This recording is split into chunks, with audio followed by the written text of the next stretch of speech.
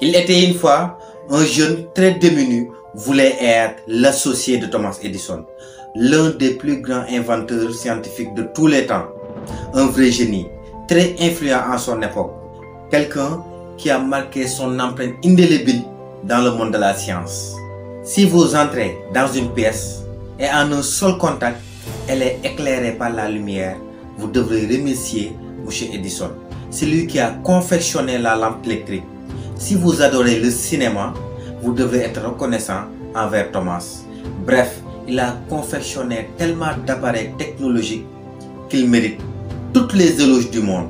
Edwin Barnes, le jeune homme, était vraiment décidé. Dépourvu d'argent, il quitta sa ville en prenant le train de marchandises pour se rendre à West Orange, l'entreprise de Thomas Edison, qui se situait dans une ville très lointaine. Arrivé avec ses habits poussiéreux, ses chaussures usées, il ressemblait à un clochard, à un vagabond.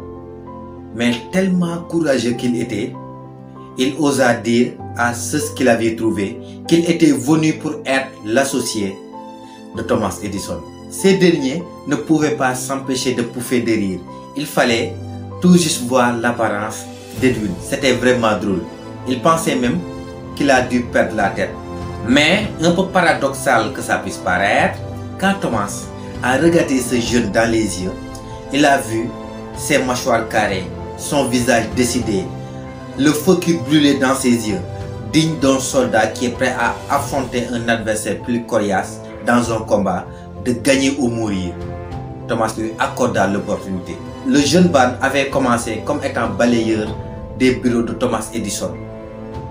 Mais il le faisait avec tellement de détermination, tellement d'enthousiasme, que les employés qui riaient de lui à son arrivée étaient vraiment ébahis. À la grande surprise, quelque temps après, Thomas a pris la décision de l'intégrer dans une équipe de vente.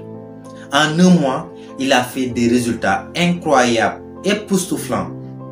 Jour après jour, toute l'entreprise vient de rendre compte du talent fou de Barnes, qui était clairement un génie de vente. Enfin, il finit par concrétiser ses rêves.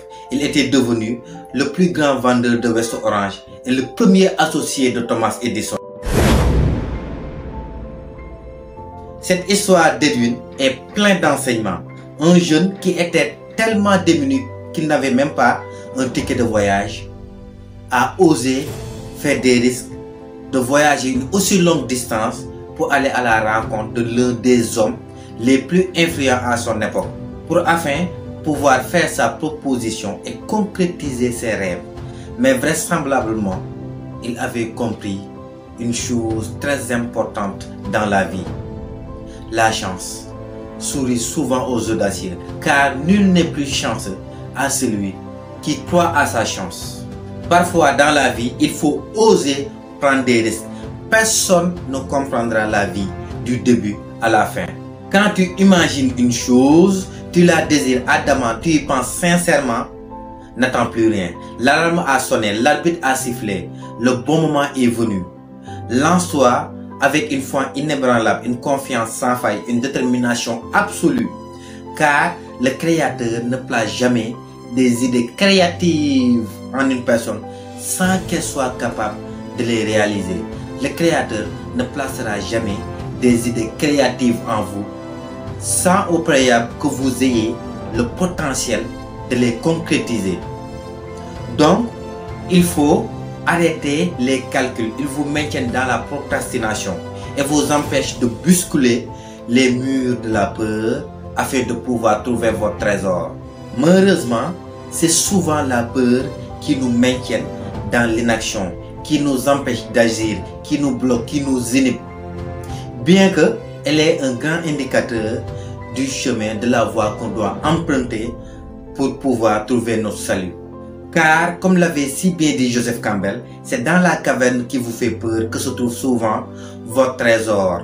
En plus, votre degré de peur est souvent proportionnel à l'importance que vous vouez à cette chose. C'est pour cela que quelqu'un d'intelligent disait, si vos rêves ne vous font pas peur, c'est parce qu'ils ne sont pas assez importants pour vous. Soyez armés de courage jusqu'aux dents, Car le courage, ce n'est pas l'absence de la peur, mais la capacité à vaincre la peur. Si vous avez des rêves qui vous poursuivent matin, midi, soir, sachez que c'est votre cœur qui vous dicte la voie que vous devrez suivre par l'intermédiaire de votre intuition. Ne faites jamais l'erreur de laisser la peur vous inhiber, vous empêcher d'agir, vous maintenir dans l'inaction. Contentez-vous juste de vous lancer. Faites avec ce que vous avez. Ainsi, étape après étape, vous trouverez les éléments qu'il vous faut pour concrétiser vos rêves. Tu veux lancer ce projet, mais tu n'as pas assez d'argent, ne va pas tout simplement toquer aux portes pour demander de l'aide. Enfonce-le s'il le faut. Tu aimes cette fille, mais aborde-la à bon sens. Tu veux ce diplôme, travaille avec emphase dans la galère, dans la trière, dans la solitude, afin d'obtenir les connaissances qu'il faut. Tu déposes tes CV un peu partout, mais aucun retour, aucune réponse. Va en personne dans ces entreprises pour demander une tête-à-tête avec le directeur. Et si vous n'y arrivez pas, ne ménagez aucun effort, quitte à ce que vous les attendez à la porte de sortie. Des fois, il faut apprendre à bousculer les portes de la réussite, à forcer la donne avec intelligence.